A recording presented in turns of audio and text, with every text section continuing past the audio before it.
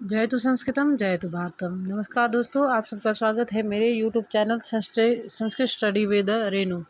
ठीक है, तो हमने पहले वेदों के बारे में पढ़ा, अब हम वेदों के भाष्यकार और अनुवादकों के बारे में पढ़ेंगे। ठीक है, ये कुछ शॉर्ट नोट्स मैंने बनाए हैं, शॉर्ट करके बता रही हूँ मैं आप लोगों को, क्योंकि इनमें से कोई ना कोई ज़रूर आप लोगों को पेपर में, टेट में या सेट में पूछ लिया जा सकता है। ठीक है, फिर पहले इसमें ऋग्वेदिक संहिता में साकल शाखा पर, तो साकल शाखा पर लिखा स्कंद स्वामी, नारायण, उद्गीत, माधव भट्ट, वेंकट माधव, धनुष, यज्वा, आनंद तीर्थ, आत्मनंद, चतुर्थ वेद स्वामी। ठीक है, भाष्य लिखा है इन्होंने साकल शाखा पर। ठीक है, फिर इसके बाद यजुर्वेद। तो यजुर्वेद के जैसे हम जानते हैं कि यजुर्वेद के कितने भाग हैं, 2 भाग है ना, शुक्ल यजुर्वेद और कृष्ण यजुर्वेद। तो शुक्ल यजुर्वेद की माध्यायनी कितनी शाखाएं हैं? 2। ठीक है, माध्यायनी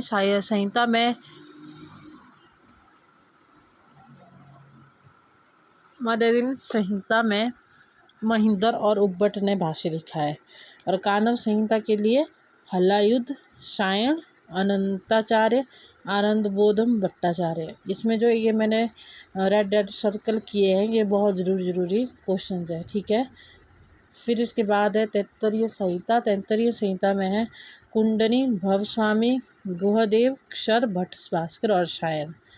ठीक है, जैसे कि मैंने बोला कि ये जो रेड सर्कल किए हुए हैं, ये ज़रूरी है आपके लिए, बहुत ही ज़रूरी है। ठीक है, तो ये आ सकते हैं कि सायन ने कृष्ण यजुर्वेद में किस शाखा में भाष्य लिखा है। ठीक है, किस शाखा पर भाष्य लिखा है। तो इसके MCQs भी मैं डाल दूँगी शाम को या सुबह तक, आपको मिल जाएंगे। ठीक है, जरूरी MCQs जो जरूरी क्वेश्चन है। ठीक है, इसके बाद है कानव में हलायुद्ध, सायन, आनंदाचार्य, आनंद बोध भट्टाचार्य। इसके बाद सामवेद संहिता। तो सामवेद संहिता में है माधव, गुण, विष्णु और भरत स्वामी ने भाष्य लिखा है। फिर अथर्ववेद। तो अथर्ववेद में जो है वो सिर्फ एकमात्र ऐसे भाष्यकार हुआ है जिन्होंने इस पर भाष्य लिखा है, सायणाचार्य। ठीक है, फिर इसके बाद है ऋग्वेद का रचना काल। तो इसके बाद हम पढ़ेंगे कि ऋग्वेद का रचना काल कौन सा है। तो विद्वानों के आधार पर जो है वह सबने अपने अपने मत के हिसाब से दिए है, सबने अपने अपने मत दिए है कि कितने ए तक, मतलब कितना कर वेद का रचना काल हो सकता है। ठीक है, सबसे पहले दिया है मैक्स मुलर ने अपने ग्रंथ a history of ancient Sanskrit literature में वेद का रचना काल कितना दिया गया है, तो 1200 ईस्वी पूर्व दिया गया है। और उसमें आप लोगों के ये शायद अभी मैंने जो सेट का पेपर दिया है उसमें आया था एक क्वेश्चन। ठीक है, सेट के पेपर में भी इसका प्रश्न आया हुआ था। फिर इसके बाद लोकमान्य तिलक ने औरायन नामक ग्रंथ में बसंत संपात के आधार, इसमें ये भी दिया है कि किस आधार पर उन्होंने उनकी ये की है, रचना की है। ठीक है, मतलब किस आधार पर इनका रचना काल स्वीकार किया है। ठीक है, तो इसमें मैक्स मुलर ने अपने ग्रंथ और history of Asian Sanskrit literature में वेद का रचना काल 1200 ईस्वी पूर्व माना है। फिर उसके बाद लोकमान्य तिलक ने तो औरायन नामक ग्रंथ में बसंत संपात के आधार पर 4000 ईस्वी से 6000 ईस्वी पूर्व तक। फिर जैकोबी ने संहिताओं तथा ब्राह्मण ग्रंथों में प्राप्त ज्योतिष के संकेतों के आधार पर 3000 ईस्वी पूर्व इसका रचना काल माना है। फिर एम विटरनिज के अनुसार 4500 ईस्वी पूर्व से 6000 ईस्वी पूर्व। मैकडॉनल ने ऋग्वेद की भाषा और अवेस्ता की भाषा की तुलना के आधार पर 1300 ईस्वी पूर्व इसका रचना काल माना है।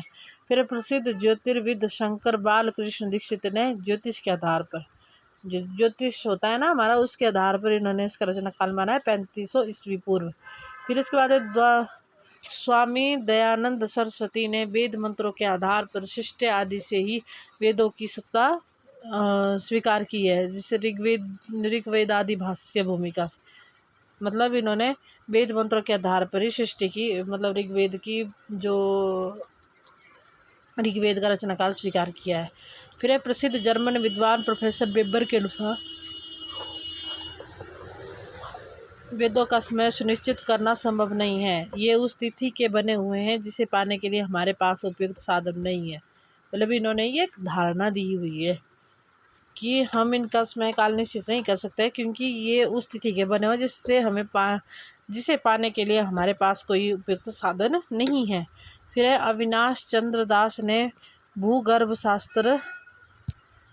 शास्त्र के सिद्धांतों की सहायता से ऋग्वेद में वर्णित भूगर्भ विषयक साक्ष्यों द्वारा वेद का काल, इन्होंने जो है वह भूगर्भ शास्त्र के सिद्धांतों के आधार पर ऋग्वेद के में वर्णित भूगर्भ विषयक है उसके साक्ष्यों के आधार पर इन्होंने वेद का जो रचना काल माना है वो 1,00,000 ईस्वी पूर्व माना गया है। ठीक है, तो आज के लिए हम बस इतना सा ही करेंगे।